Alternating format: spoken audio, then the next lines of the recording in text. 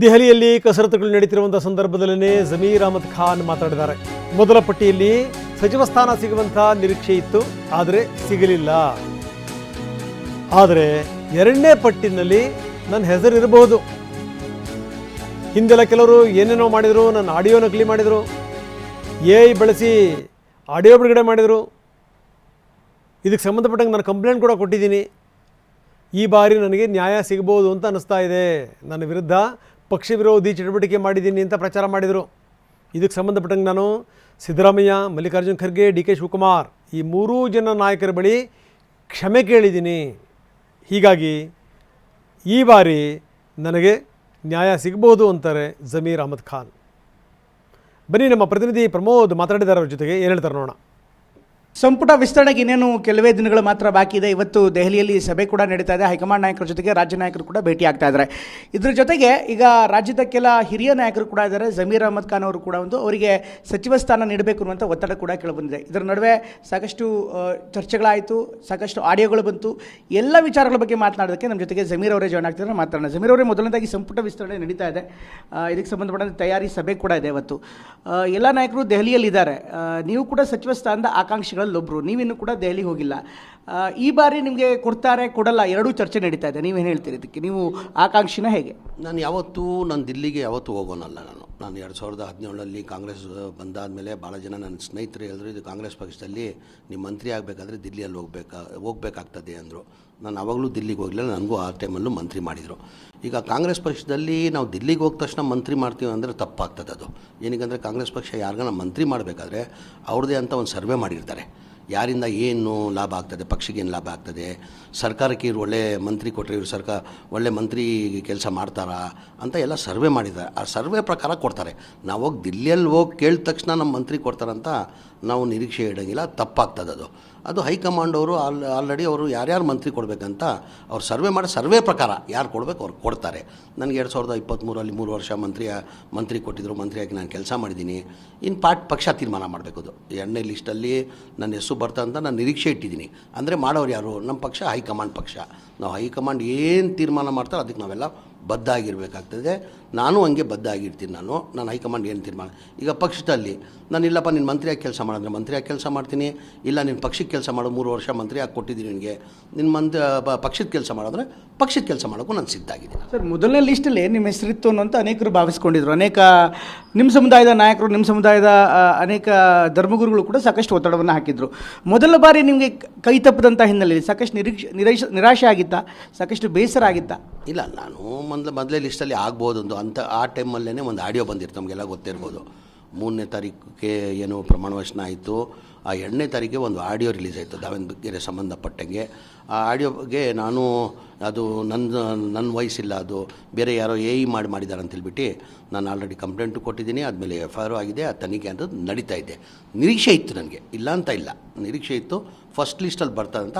ಆ ಆಡಿಯೋದಿಂದ ಏನೋ ಒಂದು ತಪ್ಪಿದೆ, ಮಂತ್ರಿ ಅನ್ನೋ ತಪ್ಪಿದೆ ಅಂತ. ಸರ್, ದಾವಣಗೆರೆ ವಿಚಾರ ಕೂಡ ದೊಡ್ಡ ಮಟ್ಟಿಗೆ ಚರ್ಚೆ ಆಯ್ತು ಸರ್. ದಾವಣಗೆರೆ ಉಪಚುನಾವಣೆಯಲ್ಲಿ ಜಮೀರ್ ಅವರ ಅಲಭ್ಯತೆಯೇ ಬಹುಶಃ ಅವರ ಸಚಿವ ಸ್ಥಾನ ಮೊದಲ ಪಟ್ಟಿಯಲ್ಲಿ ಕೈ ಬಿಟ್ಟಿರೋದಕ್ಕೆ ಕಾರಣ ಅನ್ನುವಂಥ ಮಾತುಗಳು ಕೂಡ ಕೇಳಿಬಂತು. ಈ ವಿಚಾರವಾಗಿ ಸಿದ್ದರಾಮಯ್ಯನವರು ಕೂಡ ಅಸಮಾಧಾನ ಆಗಿರೋ ವಿಡಿಯೋ ಕೂಡ ಹೊರಗೆ ಬಂತು. ನೀವು ದಾವಣಗೆರೆ ವಿಚಾರದ ಬಗ್ಗೆ ಏನು ಹೇಳ್ತೀರಿ ಸರ್? ಈಗ ಸಂಪುಟ ವಿಸ್ತರಣೆ ಇವತ್ತು ಕೂಡ ನಡೀತಾ ಇದೆ, ಅಂದರೆ ಅದು ಚರ್ಚೆ ನಡೀತಾ ಇದೆ. ಈ ಸಂದರ್ಭದಲ್ಲಿ ಮತ್ತೆ ಅದು ಮುನ್ನೆಲೆಗೆ ಬಂದರೆ ಸಹಜವಾಗಿ ನಿಮ್ಮ ವಿರೋಧಾಭಾಸಗಳು ಮತ್ತೆ ಮುಂದೆ ಬರುತ್ತೆ. ಹಾಗಾಗಿ ದಾವಣಗೆರೆ ವಿಚಾರವಾಗಿ ನೀವೇನು ಹೇಳೋದಕ್ಕೆ ಬಯಸ್ತೀರಿ? ಇಲ್ಲ, ತಮಗೆಲ್ಲ ಗೊತ್ತೇ ಇದ್ದಂಗೆ ದಾವಣಗೆರೆ ವಿಚಾರದಿಂದ ಇವತ್ತಿಂದ ಇಲ್ಲ, 94ರಿಂದ ಅಲ್ಪಸಂಖ್ಯಾತರು ಟಿಕೆಟ್ ಕೇಳ್ಕೊಂಡೇ ಬರ್ತಾ ಇದ್ದಾರೆ.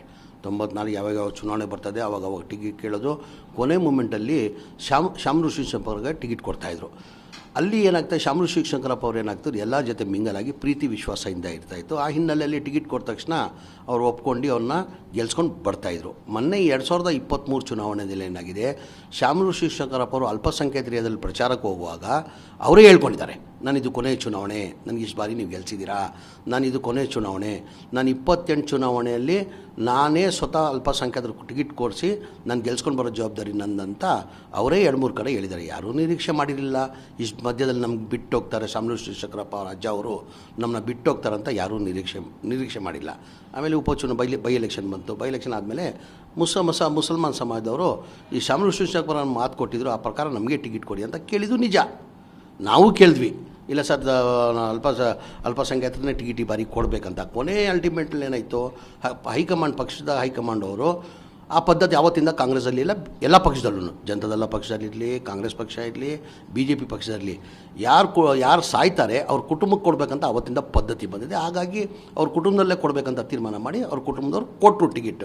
ಆವಾಗ ಚುನಾವಣೆ ಟೈಮಲ್ಲಿ ನಾನು ಕೇರಳದಲ್ಲಿ ನನಗೆ 15 ದಿನ ಕೇರಳ ಪ್ರಚಾರಕ್ಕೆ ಸ್ಟಾರ್ ಕ್ಯಾಂಪೇನರ್ ಆಗಿ ಕೇರಳದಲ್ಲಿದ್ದೆ. ನಾನು ಕೊನೆಗೆ 5ನೇ ತಾರೀಕು ಬಂದು ದಾವಣಗೆರೆ ಮಾಡಿದ್ದೀನಿ, 6-7ನೇ ತಾರೀಕು ಬಾಗಲಕೋಟೆ ಎಲೆಕ್ಷನ್ ಮಾಡಿದ್ದೀನಿ. ನಾನು ಪ್ರಚಾರ ಮಾಡಿದ್ದೀನಿ. ನಾನು ಬಾಗಲಕೋಟಲ್ಲಿ 2 ದಿನ, ದಾವಣಗೆರೆಯಲ್ಲಿ 1 ದಿನ ಪ್ರಚಾರ ಮಾಡಿದ್ದೀನಿ ನಾನು. ಸರ್, ಇದಾದಮೇಲೆ ಸಿದ್ದರಾಮಯ್ಯನವರು ಕೂಡ ಸಿಟ್ಟಾಗಿದ್ದರು. ಅಂದರೆ ಈ ದಾವಣಗೆರೆ ವಿಚಾರಕ್ಕೆ ಸಂಬಂಧಪಟ್ಟಂತೆ ನೀವು ಸಿದ್ದರಾಮಯ್ಯನವ್ರ ಜೊತೆಗೆ ಹೋಗಿ ಮಾತಾಡಿದ್ದು ಅಥವಾ ಕ್ಷಮೆ ಕೇಳಿದ್ದು, ವಿಷಾದ ವ್ಯಕ್ತಪಡಿಸಿದ್ರ ಬಗ್ಗೆ ಚರ್ಚೆ ಆಗಿದೆ, ಅದು ಸತ್ಯನಾ?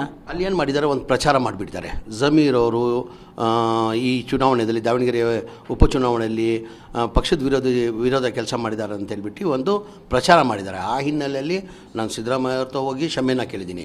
ಸರ್, ನನ್ನ ಕಡೆಯಿಂದ ನಾನು ತಪ್ಪಾಗಿದ್ದರೆ ದಯಮಾಡಿ ಕ್ಷಮಿಸಿ ನನ್ನ ಅಂತೇಳ್ಬಿಟ್ಟು ನಮ್ಮ AICC ಅಧ್ಯಕ್ಷ ಆದಂಥ ಮಲ್ಲಿಕಾರ್ಜುನ ಖರ್ಗೆ ಅವ್ರನ್ನು ಕ್ಷಮೆ ಕೇಳ್ಕೊಂಡಿದ್ದೀನಿ, ವೇಣುಗೋಪಾಲ್ ಅವ್ರತವನು ಕ್ಷಮೆ ಕೇಳಿದ್ದೀನಿ, ಸುಜ್ಜಲ ಅವ್ರತವನು ಕ್ಷಮೆ ಕೇಳಿದ್ದೀನಿ, ನಮ್ಮ ಮುಖ್ಯಮಂತ್ರಿ ಆದಂಥ DK ಶಿವಕುಮಾರ್ ತವನು ನನ್ನ ಕಡೆಯಿಂದ ಏನಾರು ತಪ್ಪಾದರೆ ದಯಮಾಡಿ ಕ್ಷಮಿಸಿ ನನ್ನ ಅಂತಲೂ ಕ್ಷಮೆನೂ ಕೇಳಿದ್ದೀನಿ. ಆಮೇಲೆ ನೀವು ನೋಡಿರ್ಬೋದು, ನಾನು ಕಾಂಗ್ರೆಸ್ ಪಕ್ಷದಲ್ಲಿ ಬಂದಾದಮೇಲೆ ಒಂದು 16 ಬೈ ಎಲೆಕ್ಷನ್ ಬಂದಿದ್ದೆ. ನಾನು ಧಾರವಾಡಲ್ಲೂ ಒಂದು ಬೈ ಎಲೆಕ್ಷನ್ ಬಂದಿದ್ದೆ, ನಾನೇ ಜವಾಬ್ದಾರಿ ತೊಗೊಂಡು ಅಲ್ಲೂ ಗೆದ್ಕೊಂಡು ಬಂದಿದ್ದೀವಿ. ಇಲ್ಲಿ ಮೊನ್ನೆ ಇದರಲ್ಲಿ ಸಿದ್ದರಾಮಯ್ಯ ಮುಖ್ಯಮಂತ್ರಿದಲ್ಲಿ 3 ಬೈ ಎಲೆಕ್ಷನ್ ಬಂತು, ಚನ್ನಪಟ್ಟಣ, ಸಂಡೂರು ಮತ್ತು ಸಿಗ್ಗಾಂವ್, ಅಲ್ಲೂ ನಾವು ಗೆಲ್ಸ್ಕೊಂಡು ಬಂದಿದ್ದೀವಿ. ಪಕ್ಷದ ವಿರೋಧಿ ಕೆಲಸ ನಾನು ಎಂದೂ ಮಾಡಿಲ್ಲ. ನಾನು ಏನಕ್ಕಂದರೆ ಪಕ್ಷ ಅಂದರೆ ನನ್ನ ತಾಯಿ. ನಾನು ಎಲ್ಲೋ ಜನತಾದಳ ಪಕ್ಷದಲ್ಲಿ ಇದ್ದವನು. ನಾನು 2017 ಬಂದು ಕಾಂಗ್ರೆಸ್ ಸೇರಿಕೊಂಡೆ. ನಾನು 2018 ನನ್ನ ನಿರೀಕ್ಷೆ ಇಟ್ಟಿರಲಿಲ್ಲ ನನ್ನ ಮಂತ್ರಿ ಮಾಡ್ತಾರಂತ. ನಾನು ಯಾರಿಗೂ ಕೇಳೋಕೆ ಹೋಗಲಿಲ್ಲ, ನನ್ನ ಮಂತ್ರಿ ಮಾಡಿದ್ರು 2018 ಮೊದಲೇ ಬಾರಿ ನಾನು ಕಾಂಗ್ರೆಸ್ ಪಕ್ಷದಲ್ಲಿ ಬಂದು ನನ್ನ ಮಂತ್ರಿ ಮಾಡಿ ಒಂದು ಸ್ಥಾನ ಕೊಟ್ಟರು ನನಗೆ. ಆ ಪಕ್ಷಕ್ಕೆ ನಾನು ದ್ರೋಹ ಹೆಂಗೆ ಮಾಡೋಕ್ಕೆ ಸಾಧ್ಯ? ಅದು ಒಂದು ಎಲ್ಲೋ ಒಂದು ಕಡೆ ನಂದು ಮಲ್ಲಿಕಾರ್ಜುನದು ಒಂದು ಪರ್ಸ್ನಲ್ ಸ್ವಲ್ಪ ಆಯಿತು. ಅವನು ತಾವು ನೋಡಿರ್ಬೋದು ಮಾಧ್ಯಮದಲ್ಲಿ, ಅವ್ರು ದಾವಣಗೆರೆ ಬರೋದು ಏನು ಅವ್ರ ಕೆಲಸ, ದಾವಣಗೆರೆ ಬರೋಕ್ಕೆ ಏನಕ್ಕೆ ಬರ್ತಾನೆ ಅವ್ನು ದಾವಣಗೆರೆ ಅಂತ ಒಂದು ಸ್ಟೇಟ್ಮೆಂಟ್ ಮಾಡಿದ್ರು. ಅದಾದಮೇಲೆ ನಾನು ದಾವಣಗೆರೆ ಹೋಗ್ಬೇಕಂತ ತೀರ್ಮಾನ ಮಾಡಿದಾದ್ಮೇಲೆ ಅವ್ನು ದಾವಣಗೆರೆಗೆ ಬಂದಿಲ್ಲ ಅಂದರೂ ಒಳ್ಳೇದಂದರು. ಹಂಗೂ ನಾನು ಅವ್ರಿಗೆ ಅಷ್ಟು ಹೇಳಿದ್ರು ನಾನು ಪಕ್ಷಕ್ಕೋಸ್ಕರ ನಮ್ಮ ಮಾಜಿ ಮುಖ್ಯಮಂತ್ರಿ ಸಿದ್ದರಾಮಯ್ಯ ಅವರು ಜಮೀರ್ ಅವ್ರು ಬರ್ತಾರಂತ 5ನೇ ತಾರೀಕು ಅಂತ ಘೋಷಣೆ ಮಾಡಿದ್ರು. ಆ ಹಿನ್ನೆಲೆಯಲ್ಲಿ ನಾನು ಅವ್ರ ಮನೆಗೆ ಹೋಗಿ ಪ್ರೆಸ್ ಮೀಟ್ ಮಾಡಿ ಒಂದು ರೋಡ್ ಶೋ ಮಾಡಿ ಪಕ್ಷದ ಕೆಲಸ ಮಾಡಿದ್ದೀನಿ. ಅದು ಬಿಟ್ಟು ನನ್ನ ಕಡೆ ಏನಾರ ತಪ್ಪಾದರೆ ನಾನು ಕ್ಷಮೆಯನ್ನು ಕೇಳ್ಕೊಂಡಿದ್ದೀನಿ. ನಾನು ಸರ್, ಫೈನಲಿ ಇಫ್ ನೆಸೆಸರಿ, ಈಗ ಈ ವಿಸ್ತರಣೆ ಚರ್ಚೆಗೆ ಬರ್ತಾ ಇರುವಂಥ ಹಿನ್ನೆಲೆಯಲ್ಲಿ ಈಗ ಮತ್ತೊಮ್ಮೆ ಹೈಕಮಾಂಡ್ ನಾಯಕರ ಬಳಿ ಇದೇ ಕ್ಷಮೆ ಮತ್ತೆ ಕೇಳ್ತೀರಾ? ಇಲ್ಲ, ನಾನು ಆಲ್ರೆಡಿ ಕೇಳಿದ್ದೀನಿ. ನಾನು ಕ್ಷಮೆ, ನನಗಿಂದ ತಪ್ಪಾಗಿದ್ರೆ ನಾನು ಕ್ಷಮೆಯನ್ನು ಕೊಡ್ತೀನಿ ಅಂತ ಕ್ಷಮೆ ಕೇಳ್ಕೊಂಡಿದ್ದೀನಿ. ನಾನು ಕ್ಷಮೆ ಕೇಳಿದ್ದೀನಿ. ನಾನು ಹಾಗೆ ಕೊನೆಯದಾಗಿ ಏನು ಅನಿಸಿಕೆ ಇದೆ ಸರ್, ಇವತ್ತು ಸಂಜೆ ಫೈನಲ್ ಆಗುವಂಥ ಲಿಸ್ಟಲ್ಲಿ ನಿಮ್ಮ ಹೆಸರಿರುತ್ತೆ ಅಂತ ಅನ್ಸುತ್ತಾ? ಇಲ್ಲ, ನನ್ನ ನಿರೀಕ್ಷೆ ಇದೆ ಮಾಡ್ತಾರೆ. ನಾನು ಹೇಳಿಲ್ವಾ, ನನಗೆ 3 ವರ್ಷ ಕಾಂಗ್ರೆಸ್ ಪಕ್ಷ ಮಂತ್ರಿ ಮಾಡಿದರು, 3 ವರ್ಷ ಮಂತ್ರಿಯಾಗಿ ನಾನು ಕೆಲಸ ಮಾಡಿದ್ದೀನಿ. ಇನ್ನು 28ಕ್ಕೆ ಚುನಾವಣೆ ಬರ್ತದೆ. ನೀನು 3 ವರ್ಷ ಮಂತ್ರಿಯಾಗಿ ಕೊಟ್ಟಿದ್ದೀವಪ್ಪ ನಿನಗೆ, ಈಗ ನಿನ್ನ ಪಕ್ಷದ ಕೆಲಸ ಮಾಡಿದ್ರು ಅದು ಮಾಡೋಕ್ಕೆ ನಾನು ಸಿದ್ಧ. ನಮ್ಮ ಪಕ್ಷ ಹೈಕಮಾಂಡ್ ಪಕ್ಷ, ಹೈಕಮಾಂಡ್ ಏನು ನಿರ್ಧಾರ ತಗೊಳ್ಳೋಕೆ ಅದಕ್ಕೆ ನಾವು ಬದ್ಧಾಗಿರ್ತೀವಿ. Thank you so much. ಇದಿಷ್ಟು ಜಮೀರ್ ಅಹಮದ್ ಖಾನ್ ಹೇಳ್ತಾ ಇರುವಂಥ ಮತ್ತು ಕ್ಯಾಮ್ರಾಮನ್ ಮಂಜುನಾಥ್ ಜೊತೆ ಪ್ರಮೋದ್, TV9 ಬೆಂಗಳೂರು.